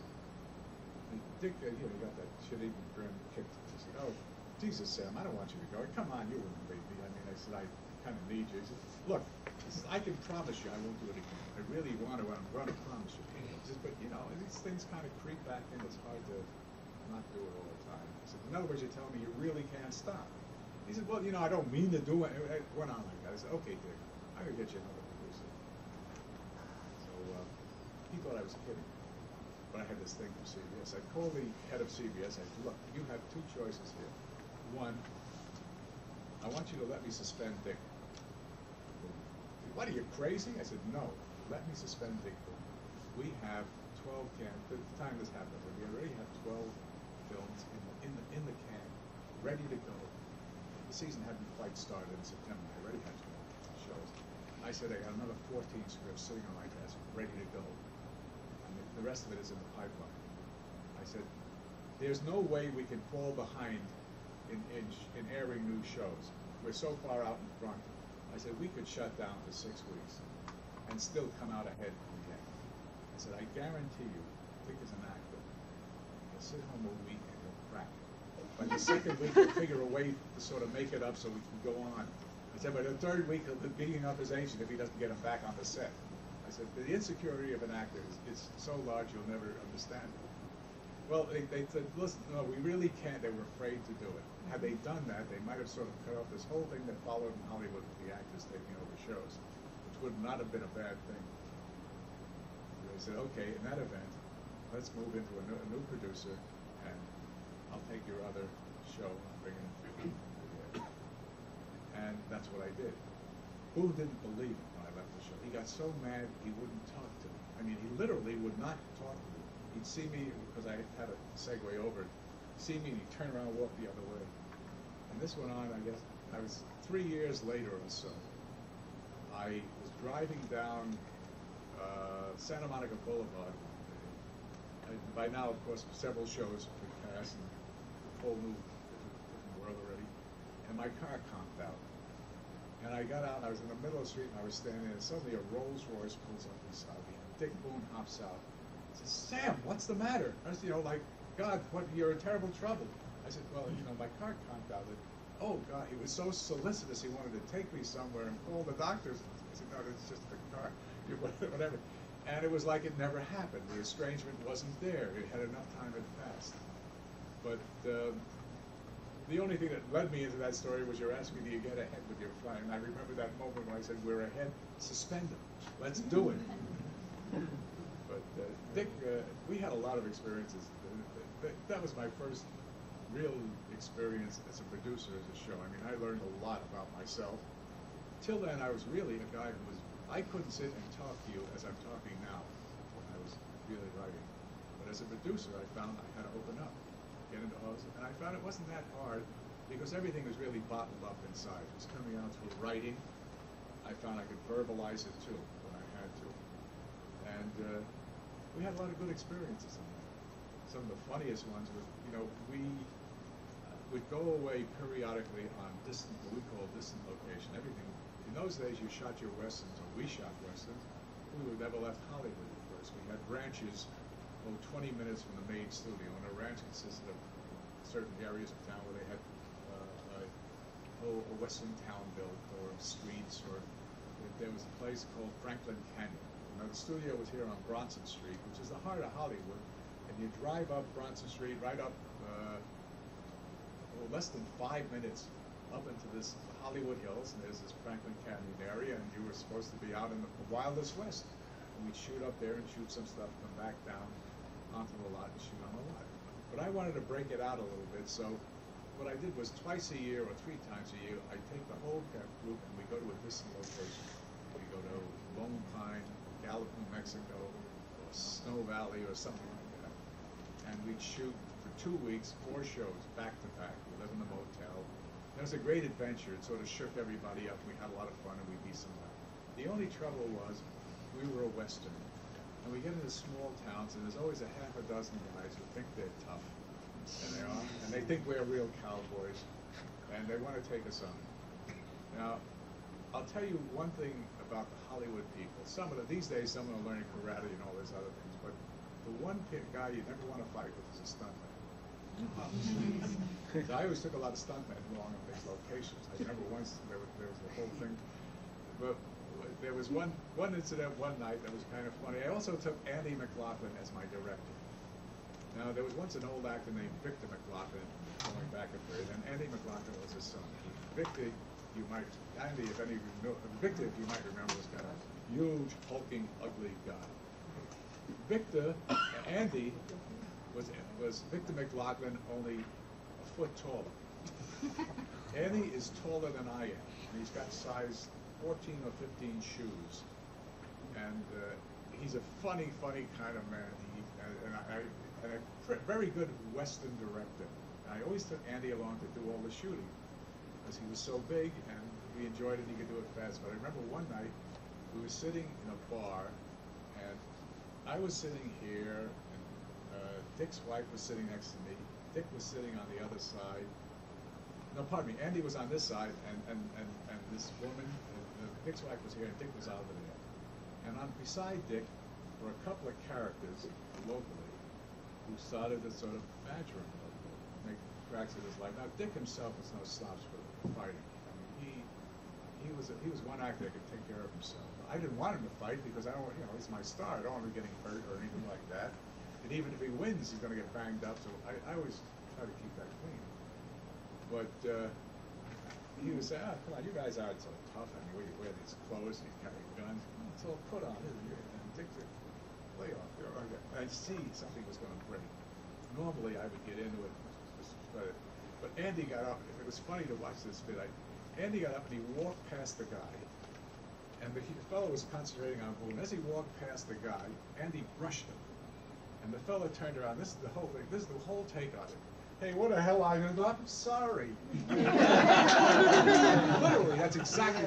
And Andy just came over and sort of pounded. He hit this guy's shoulder, and Andy was head. Don't worry about it, guy. And every time his hand came down, the guy's shoulder went down like that. It's all right. And it was just so great to see it. Quietly it was all over. Then there was a night in Gallup, which I've never forgotten, where suddenly somebody was pounding on my door, yelling, Sam, they beat up one of the makeup men went into a bar down in the other town. They beat the hell out of him. And something cracked in me. I jumped up. I started pulling on my pants. I said, okay, get the stuntmen, get the guys. We're going to do that. All the crap. And I'm yelling, get them together. Come on, we're going down there. We're going to do this. And the PR guy, came over, came in and says, hey, Sam, you're the producer. You're supposed to stop the fight, not lead it. So I said, oh, I can't get it. He said, look. Anyway, he got the sheriff in there and got in there before I could get down to the stuntmen. But, these are the funny and crazy things you think about. At the time, they all seemed so natural and part of the scene. But I think I fell in love with Dick, though. We were shooting in, I guess is it Squaw Valley or Snow Valley? I forget what they call it. They had just opened up the ski resort. They hadn't even opened yet. They were going to do the Olympics there that year. And we got permission to go up and shoot and use the equipment to get up into the snow. We were going to shoot snow stories. So we got up there, and it was the last day of the shoot. And we were up at the top, and we used the lifts to get up there, to bring the equipment up, and we were shooting this thing up there. And Dick, I forget how it happened, whether his horse knocked him over, he fell off the horse or something, got knocked down and fractured his leg, literally. And we had like one more scene left to finish the show, and it wasn't anything that, it was supposed to be on the horse and riding out and doing something. He's laying there like this. And I'm saying, oh, come on, let's get him down and let's figure out, get a lift ready, and we'll put him on the lift and take it down. He said, wait a second, what the hell are you talking about? I said, Dick, come on, we got to get out of here. You got to get down to a doctor and fix it. Hey, we got to finish the scene. He said, you got to finish the show. What, we're going to leave slow. How are we ever going to get this scene again? He says, we haven't got this. I said, well, we'll worry about that later. He says, no. I says, come on, you're a writer, and I'm an actor, so write something that's going to finish this episode. I said, I can't. He says, I can't do it. He said, sure you can. Go ahead. You're a good man. So I sat down, and I took a pad and a pencil, and I thought about it for a minute, and I wrote a new scene, which he could do, and we shot it where he was lying in the snow, and I don't know if you'll ever see that, he was lying in the snow in the tent, and I believe it was the last scene in the picture, or even something like that. We played a whole new scene, which I wrote so we could finish the scenes, finish the show, finish the episode, and then he let us take him down. And I think, that I really loved him at that moment. I said, oh, come on, because he had to be in some pain. And all it was the nurse who was with us, and I don't remember what she did for him. We got him down. It wasn't a terrible break, but it was not the kind of thing that any one actor wants to stand up and work with. But we got him lying in the snow. We played it. We laid out. I think we laid a half tent over him and had him on his elbow, just talking to somebody. There were always adventures when we went away. Wonderful places. Well, that was kind of done. We love to hear that sort of thing about our favorite shows. What about Man From U.N.C.L.E? Can you remember anything of that sort? Adventures, funny Man things From that U.N.C.L.E, we happened? never won any place. The great adventure of Man From U.N.C.L.E is when we go out and shoot something on Main Street. I mean, everything in there was interior shot. We shot it on the sets. We shot it in the back lot. And, you know, the worst things that ever, I'll tell you a couple of things that happened on Man From U.N.C.L.E, but they didn't involve our heroes, and that I wanted to kill directors. The one thing I've always have a big thing about the directors is they think the shot is more important than the people, even with stuntmen. And I've had people hurt because directors, and on Man From U.N.C.L.E, which was an exceptionally dangerous show if you want to play those games, and he once had an actor do a stunt where he fell through a window. Instead of having the stuntman do it, he had the actor do it. The actor wound up in the hospital with we thought his neck might be broken, and I wanted to kill that director. And I screamed up and down. I said, "How dare you?" He said, "Well, you know, it didn't seem like a tough stunt." And I said, "You know, these people are being paid to act. They're not being paid to do this crazy stuff. The audience won't think of that. They won't see the difference. They won't know the difference." But he wanted the reality. And at once, another stuntman literally cut his neck, broke his neck, diving through a pit of fire into the thing. These are the most upsetting things that could happen from my point of view. Because to me, what we're doing is entertaining. We're not. You don't have to kill people to entertain. It's not like we're curing cancer that you have to go out and take those risks.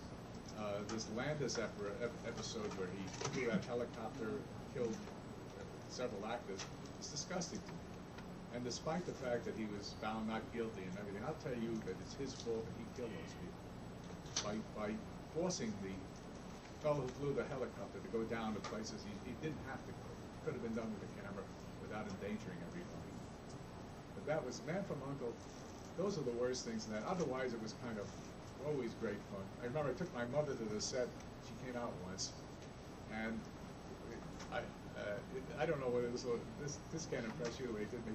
I took her and I put it in front of the camera to the side, right there on a scene that was about to take place. She sat down. Again, you have to remember, my mother is a little old lady who's in a foreign land here, doesn't know what's going on. She's sitting there, and all of a sudden, that director says, "Action." And the action that followed happened to be an attack of Uncle and Russian are going, and she's sitting there in front of her. People are shooting, bang, da-da-da-da, bang. Explosions are going off. They're knocking bodies down. They're rolling off. This little lady's sitting there going, this is going on and on. Finally, the director says, "Cut." And the scene's there, and there's 4 bodies lying all over the place. And Ilya's over here saying, "Oh, he got slightly wounded."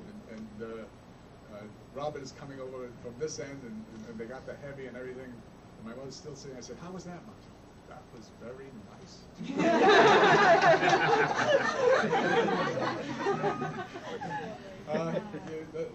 You wanted to say something. I was going to say, didn't you shoot a scene at Santa Monica in the water?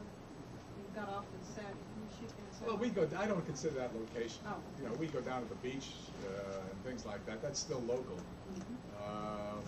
To me, a location is what we did with Half Gun, where we get in, load the trucks, and leave town, rent a motel, take over a hotel, and shoot. Local stuff, you know, I considered all of Los Angeles, that's my set. We had a couple of buildings. There was a downtown building, the Bradbury building, as a matter of fact, that everybody uses, which has a certain aura about it. You could pass it off, if you didn't, even with the elevator, I guess, you could pass it off as a late 1880s in the West, or you could pass it off as a unique piece of Europe. You know, everybody would go down and use that building. There are a lot of places like that. They used to be. Most of them have gotten torn down these days. Uncle was so successful. Did they ever think of giving you money for location shooting? I Spy was on location, so. No. It was so successful that they didn't. They wanted to keep it cheap. Well, I Spy did not have our studio. Again, you have to try to visualize Metro Goldwyn Mayer as it was when I was there. I could go out and go to Buckingham Palace, and I wouldn't find a throne room that could look like the one that we had on the set. That was already lit. You know, it was really wonderfully. I just can't describe it. If anything we wanted, we could practically find it, and if it was close enough, we could write to it. That's the other advantage of having me or any writer there. You can adjust the script to fit what you have. I could whip up a hurricane on lot, I think it was 5, where they had the tank with the background. I could get a jungle on lot 5, and I did. 5 is a little further. It actually took like a 5-minute drive to get to it. It was just all there, the whole world. I Spy, I don't remember where it was shot, but I think it was almost an independent outfit. And that's right, they can do it. They can do it. I would have liked to have done it, but I found on the location shooting I have done, I have better control than a studio. And that's a trade-off. You want to be able to control your forces. You don't want to get out there and suddenly have it poured.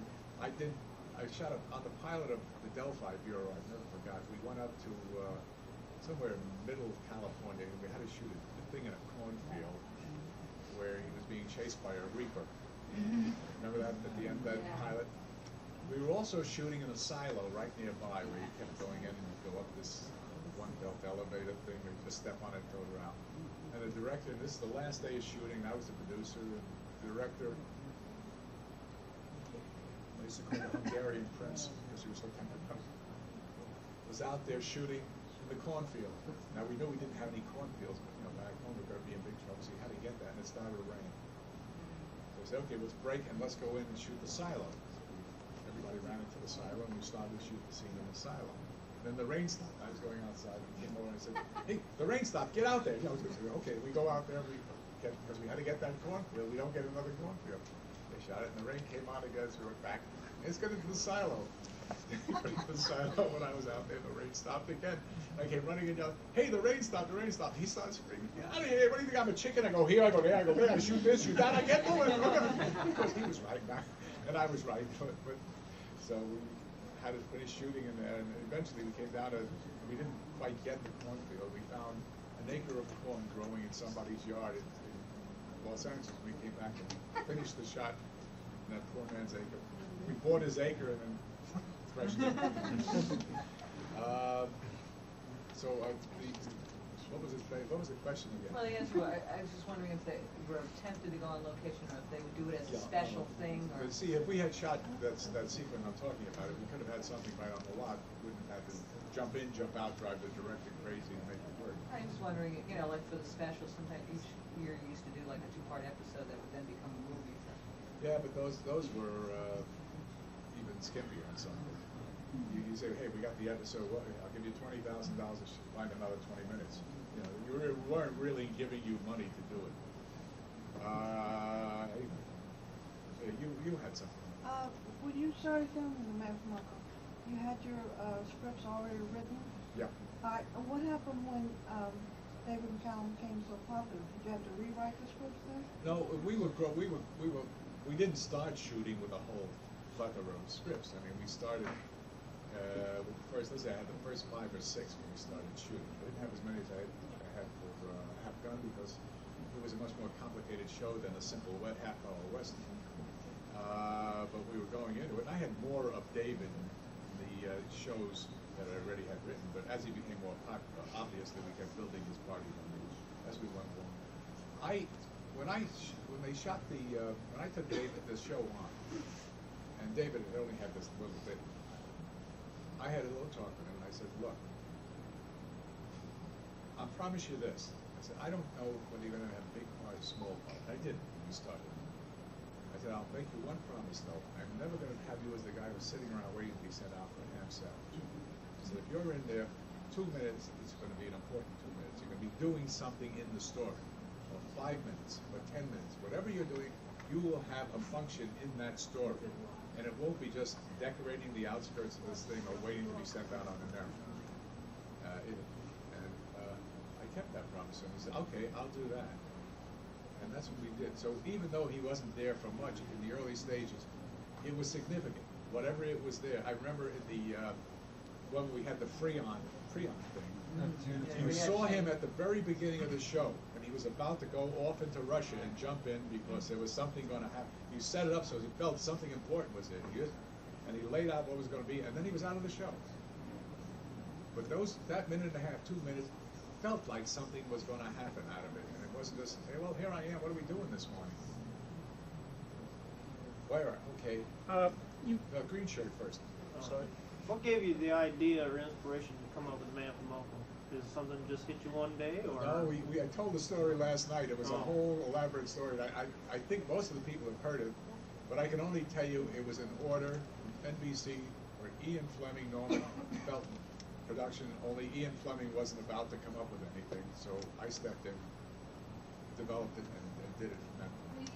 Okay. I don't want to go. I'd be glad to go over it, but everyone's heard it. You've had You had a lot of good actors guest starring in those first season episodes. I mean, there was Alexander Scourby as Carol O'Connor, Cesar Romero.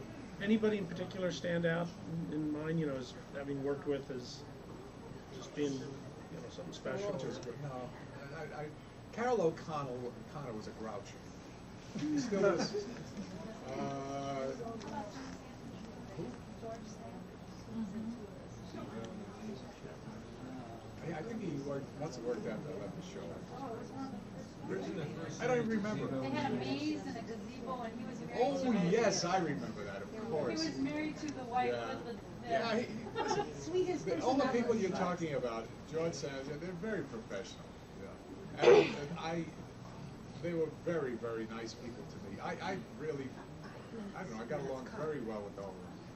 And we sort of, is she saying cut? No, we've got 5 minutes. Oh, they were very nice, and I really, there's nobody that really jumps out at me. I've worked, again, you have to realize a little bit is blurring over the other years I've been doing these things. So, there was nobody ever gave us any problems. They all did their job right. They all enjoyed the work, because we had a very happy set. And when you have a happy set, you sort of, people love to come on and work these shows when everybody's really comfortable with everybody. No. Who hasn't asked the question? It's okay, you can repeat it. Okay, you. When one episode you had William Shatner and Leonard Nimoy on together. Project Strygas. All right. Was that the first time they ever worked together? I have no idea, but I know Bruce Geller watched the show. Good. Yeah. And so did Gene Roddenberry. Who? Yeah, that was one that we had a lot of good people in. I saw a hand back there for a minute somewhere. You again? Okay. Okay. Who defined Ilya's character? Did you write it that way, or did it develop? He played it with a certain intensity that sort of made the writing almost follow this intensity. He played it down the line, steady, with his impression of a Russian with a mission. And as I say, when I write these characters, I sort of draw an outline, and then the actor comes in and sort of fleshes it out, fills it out. That's the way he filled it out. Then once I sort of, there's a sort of symbiosis happens here. I start to feel where he's going, he starts to feel where he's going, and we start to meld it. And if I feel he's doing it right, and we go together, and then at that point it's easy. So I would say that his contribution and my contribution was really to sort of show me where it could go. And then my contribution was to make sure it got there. That's the way you grow into these things. The one, as I said almost last night, that was easy was Bob.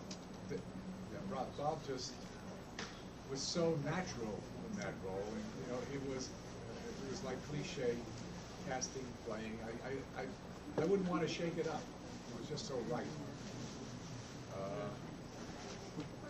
And I feel I've always felt that he was the backbone of that show. I mean, Ilya Kuryakin felt everybody was going fluttering crazy about, but I wouldn't want to try to do that show without Bob. That's great. Being as you were the producer who says what you like and what you don't like, what do you have to do with the bulletproof glass sequence that started in the first series? I wrote it. I wasn't the producer on that. Norman Feldman was the executive producer and really behind it. But that was the one I wrote. I wrote this for the title. What I had in mind was a silent attack without any dialogue, an interesting something to intrigue and to catch you. And I wrote this thing where these guys go in, they never say a word, they go into the tailor shop, the thing fits out, they go into the back, grab the girl, use her, open the door, they go through the door, the alarms go off. Boy, they make their way, one of them gets up to the top, going through all this thing. Down to the end, there's a silhouette of a guy steps out to meet him. He fires at him, nothing happens. And then the way I wrote it was you see spidery lines and just appear, because you don't know what it is. It's just sort of bang, bang, bang, and see the spider lines. And it's Bob. And then he steps aside and fires around it. Now, when they shot it, he was in silhouette. I didn't write him in silhouette. That was, again, I don't know whether it was the director or maybe Norman's idea or whatever. Somebody's idea. Do him in silhouette, see those lines appear, and then they suddenly lit him. But that was that spidery lines in the glass was, that was what I wrote. I wanted that to be teasing. And it worked beautifully. Yeah. Well, I'm sorry, but we've run out of time here. I'd like to thank Mr. Sam Rolfe for giving us his valuable time and some interesting